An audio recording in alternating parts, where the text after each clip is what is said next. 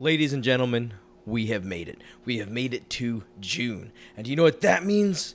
We are halfway through the year. But it also means that we are getting E3 for the first time in over a year in a couple weeks. Now, I know, there are some people that just don't care for E3, and I understand some of the complaints that people have brought up during their time at E3 with their media badges and whatnot.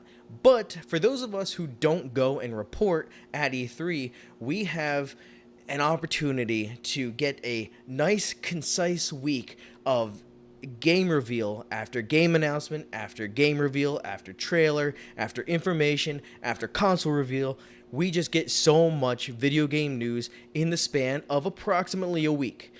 Now, some people have stopped participating in E3 directly, but people like Sony have stopped yet put through their own sort of state of play, their own presentation during the same time frame. And with that, it had me thinking that we have several game announcements that we have absolutely no or very little information about that we could be learning more about in the next couple of weeks. We had just recently gotten a state of play from PlayStation revealing the gameplay of Horizon Forbidden West, and we need some more of that for many other titles, and I've gathered 15 titles here today that are the most anticipated reveals, announcements, or gameplay reveals for this year. So sit back, relax, let me know what you guys think in the comment section down below. If you liked the video, drop a like, and if you want to subscribe, that would be greatly appreciated by me. But without further ado, let's move on to number 1. Starting out the list with number 1, we have Halo Infinite.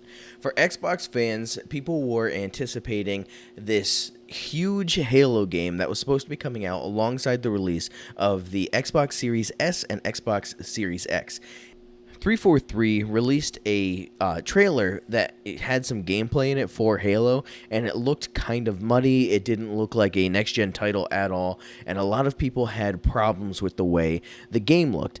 And so the developers, 343, decided to pause and halt the release and push it back to the next year so that they could work on improving all the problems that people had. So I think we would be probably good to see this E3 a trailer, if it's not just showcasing everything that they have improved upon, actually have a side-by-side comparison from the old to the new so people can see what that time was worth.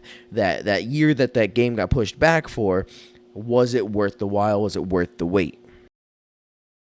Moving on to number 2, we've got Elden Ring. About 2 years ago, we got a small cinematic trailer that was very vague, and we learned the name of it, Elden Ring, and we learned that George R.R. Martin, the mind behind Game of Thrones, was also co-writing the narrative for this game. So people were head over heels for this game already before they knew anything about it. We still don't know anything about it, so maybe it's about time we do get some more information on it, whether it be just like another less vague cinematic trailer to kind of showcase the narrative that we'd be following. But we could really use some of a little bit more information about that game.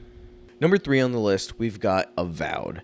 Now, Avowed is, it appears to be another fantasy, medieval-esque, open-world RPG from the devs of Fallout New Vegas and Outer Worlds. Obsidian is working on this game, and it takes place in Eora, I think is what it's called. It's the location in which the Pillars of Eternity games take place, but this is not a Pillars game. This is like I said, an open world RPG that looks to be very similar to like Skyrim. And the only thing we've seen so far is a cinematic trailer with a little tiny bit of gameplay. And I feel kind of weird saying gameplay because really all we saw was an arrow flying and some Doctor Strange magic with your hands. And that's just really not a whole lot to go off of. So if we got a little bit more information on that, I think that would be great. Well, now that we spent our time talking about 2 Xbox games, let's move on to number 4, where we're going to talk about Nintendo and Metroid Prime 4. Now, we got a title card for this release. It was announced, Metroid Prime 4, yeah, it's coming, hooray. The Metroid fans were stoked, and even me, who's never really played a Metro game, like, through in its entirety, I was actually pretty excited because I never played a Prime game, a Metroid Prime game. So, with the first-person shooter type gameplay, I'm very interested in it, and I would like to get my hands on it, or at least a collection.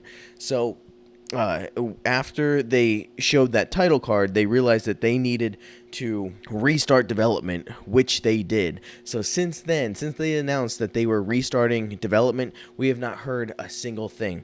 It might not even be called Metroid Prime 4 anymore, which I don't see why it wouldn't be, but you get my point. We have no information on it. If we could get some information, that would be fantastic, especially for fans who are not only waiting for Metroid Prime 4, but are waiting for them to start working on a Donkey Kong game again, because it's been too long since we had a Donkey Kong game. Moving on to number 5, sticking with Nintendo, we've got Breath of the Wild 2. Now, we saw Zelda and female Zelda find a mummified Ganondorf. That was just a joke for those of you who are too sensitive about that. But anyway, we saw Link and Zelda find a mummified Ganondorf in a short cinematic trailer. I'm assuming it kind of seems like it's in the dungeons of Hyrule Castle, but it just kind of leads into Legend of Zelda Breath of the Wild 2. And I am absolutely stoked for that game. I just hope that it's just going to be more of the same, just improved upon. And if that's the case, this game can't get here soon enough. But we don't have a release date. We don't have an actual title. There might be a different title for it, rather than Breath of the Wild, or it might be something. But either way, it would be nice to get a little bit more information on that, at least a release window. Moving on to number 6, we have a game that we have actually had quite a bit of information for, and we did recently get a trailer showing a little bit more of what we could expect, and that is Hogwarts Legacy. Now, me, I am a huge Harry Potter fan, I'm a huge Wizarding World fan, and I'm a huge Hogwarts fan. I love Hogwarts. I've wanted to attend Hogwarts since I was like 8 years old, so yeah, I'm all for this. Now, this one, like I said, we have a little bit more information than what the other ones have, so let me run through some of that with you. We know that it takes place in the 1800s at Hogwarts. You received your Hogwarts letter late, hence you start out older than like what the normal first years do. You're able to learn and master an ancient magic, and it seems to have a karma system of sorts. What I mean by that is that it seems like you get to choose whether you use that ancient magic for good or bad. It's entirely up to you. Like I said, a karma system, but they haven't elaborated on that at all. So we have like a somewhat basic narrative idea just based on your skills, your ability to learn that ancient magic, and you starting out older in life. But they don't have any sort of antagonist. They don't have any sort of, I don't know, world building that has gone on, because most of everything we've learned about so far in the Wizarding World is it mostly takes place around Dumbledore and Grindelwald, their battle, and then Harry and Voldemort. So we don't know what's going on in the 1800s. We don't know what kind of stuff you can get into and what kind of big bads there are. And I would like to know, like, what I'm getting into. Like, intrigue me. I'm already intrigued with the world, but let me get intrigued with this particular story. Now, with this one, we do know that it was pushed back to 2022, so we might have to wait until the Game Awards to get any sort of announcement. So hopefully we get something with E3, but if not, hopefully we get just something soon. Now, we have already mentioned that Harry Potter is one of my favorite film franchises. Let's move on to one of my other favorite film franchises, and that is James Bond 007. We have Project 007 coming in at number 7. See what I did there? With this game, we just had another instance of a vague trailer. You see a bullet going down a rifled barrel, and it just kind of shows Project 007, and we know that it's from the makers who make the Hitman games. They had that barrel sequence, that scene, and then they show that sweet theme song. that you know is going to be James Bond. Now, some of the information we could get from this or for this project would be what the storyline is, who the villain might be. Like, is it going to be somebody brand new? Is it going to be Blofeld again? And I would like to see who's going to be playing James Bond in that game, because it's supposed to be standalone, not following suit in one of the movies. So just getting a completely different actor and character model would be absolutely amazing in my opinion. Moving on to number 8 and moving back to Microsoft. We got an announcement for Senua's Saga, and that was a sequel to Senua's Sacrifice. Now, I haven't completed the entire Senua's Sacrifice game, but I did enjoy the game quite a bit, and it was the announcement that convinced me to get the Xbox Series X when it came out. The game is gorgeous, the world is amazing, and just the gameplay mechanics are really fun. And I don't know if Senua's Saga is going to be a sequel or a prequel. It might take place before the events of Sacrifice, but all we really got was a trailer of Senua chanting into the camera, and there's not much to go off of with that.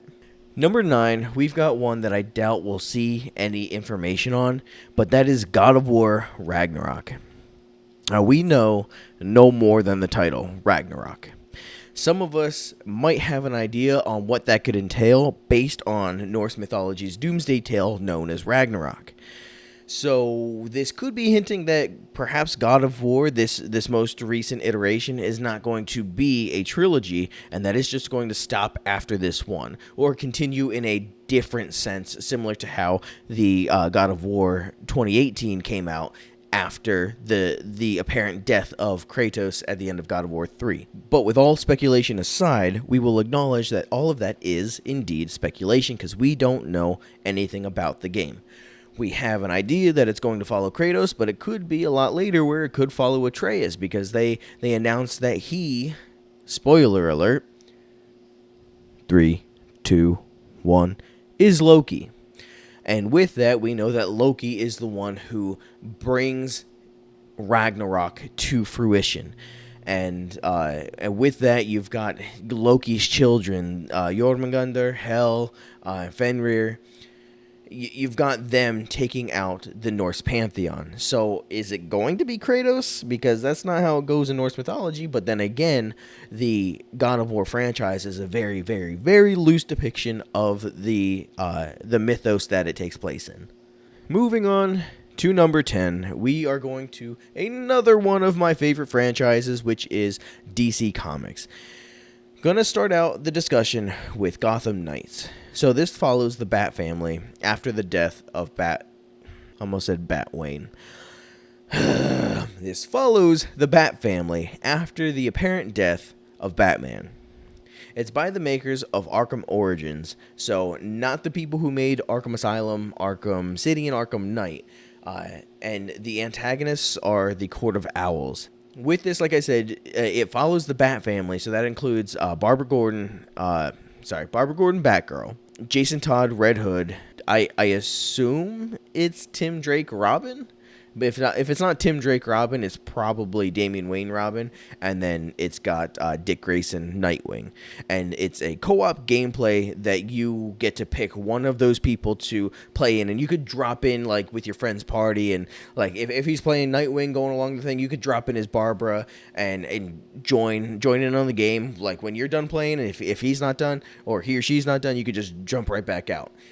Now, unfortunately, this game has been delayed to 2022. We saw an alpha build of the game, and we know that it could use a little bit of extra love. So maybe some time in the oven could improve this quite a bit. So we could see a gameplay trailer with better graphics this year to kind of build up the hype for the release for next year, or at least more of a narrative-based trailer to kind of get us intrigued, get us invested in the story so we want to buy it. Now, on the other side of Harvey Dent's coin is Suicide Squad Kill the Justice League. Now, this game is it takes place in the DC universe, and it is a game from the people who made Arkham Asylum, Arkham City, and Arkham Knight. So, like I said, the other side of the coin. The release window is guessed to be sometime in 2022. It's another co-op game, but instead of playing as the Bat family, you get to play as Harley Quinn, King Shark, Captain Boomerang, and Deadshot. We need a little bit more to go off of in narrative, because all we know is that we have an evil Superman again, and we don't know why. We know that the Suicide Squad is being sent to kill them. It could just be Waller kind of manipulating everybody, as Waller does, but it could also just be an evil Superman. Unfortunately, that could just be what it is. We could see some gameplay to kind of try to maybe intrigue my interests a little bit more, and maybe some other people's, but I saw Captain Boomerang zipping around like he's a speedster of some sort. I don't know if he's like teleporting or if he actually got the Speed Force. I have no idea, but we need more information. That's all I can say about this one. Moving on to number 12, we've got my fiance's favorite game franchise, and that is Fable and Fable 4. We have no release date or release window. All we know is that it's going to be an RPG, and we know that it's the developers who develop the Forza Horizon series. So they are used to creating gorgeous, beautiful open worlds. So I have faith, and I think it's going to be amazing, but this game, this announcement, and my fiance's love for it is the reason I started playing the first Fable over on my Xbox Series X. So hopefully we get a release window or date sometime soon, but not too soon, so I have time to finish Fable 1, 2, and 3 for the first time in my life. Moving on to number 13, we saw a game that was announced. Man, I can't even remember when it was announced. It might have been during a State of Play. It was called Project Athia. It honestly didn't show much, but what it did show, the movement mechanics of the main character known as Frey. It just looked good the way the world moved. The frame rate looked good. I mean, through compression of trailers and stuff, you can't really get a great feel for it, but you can see that the quality just looked good. Now, they changed Project Athia to a name or a title called Forspoken. So Project Athia is now Forspoken, and it is going to be an open-world action-adventure game. And like I said, it follows the protagonist, Frey, as she explores a world that they say, quote, not quite her own, end quote. So that could be interesting. It's going to be a new world for all of us, and it'll be a new world for her, so I'm excited to get a little more information on that. So, like I said, I'm hyped from a very vague, small gameplay trailer. So, once we get a little bit more information, I'm probably going to be completely on board. Our next to last one, at number 14, is Bethesda's Starfield. Now, if we see anything about this, which I have no doubt in my mind we will see, it's going to be early on in the E3 presentation, because Bethesda and Microsoft are going first. They are going to be... Their presentation is going to be right at the beginning. I think it's June 12th, maybe, perhaps? June 13th. So June 13th is when we'll find out if Bethesda is going to have more information about Starfield, which, like I said, I have no doubt in my mind they will. But right now, it doesn't have a release date or window. We just know that it's supposed to be releasing on next-gen consoles. We don't know what kind of gameplay genre it is. Like, is it an RPG? Is it going to be...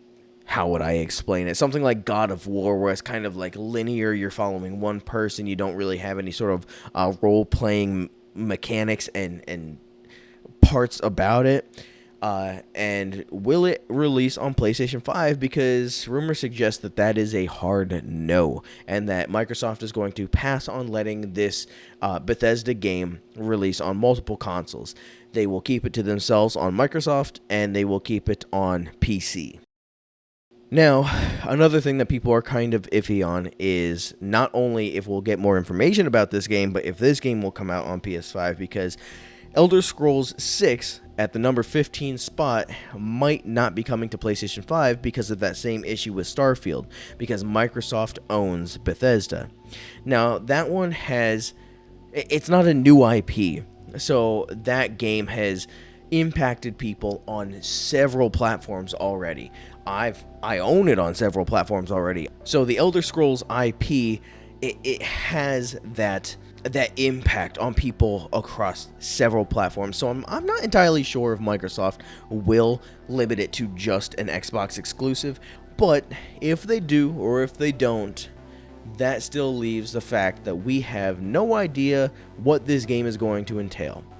We know that it's the 6th entry into the main Elder Scrolls games, and we got a little bit of B-roll of a mountain range, and that's it. So, like I said, I doubt we'll see anything this year because Bethesda's main focus has been on Starfield. They might have an Elder Scrolls Online, well, who am I shitting? They're going to have an Elder Scrolls Online update trailer, a cinematic trailer, where the gameplay isn't going to match the cinematic whatsoever, but we probably won't be seeing anything in regards to Elder Scrolls 6, and if we do, it'll probably be small. I know, as an Elder Scrolls fan, people get pissed at me asking for more and more Elder Scrolls 6 stuff, but come on, it's been a decade since the last one came out. You really can't expect me to play the same broken game for a decade and not ask for an improvement, not ask for something more, not ask for a new entry into the franchise. So this has been a long video. I appreciate anybody who stuck around to the end. If you have any thoughts on what you would like to see at E3 or during Summer Game Fest or at any time in the near future, leave your comments in the comment section below. Let me know. We can have a discussion about it, whatever. I enjoy talking to you guys. Please leave a like on the video if you do not mind, if you enjoyed the video, and if you want to follow me on my other social media platforms, the link should be in the description down below. And I think that is it. So, I leave you with that, and you guys have a wonderful night.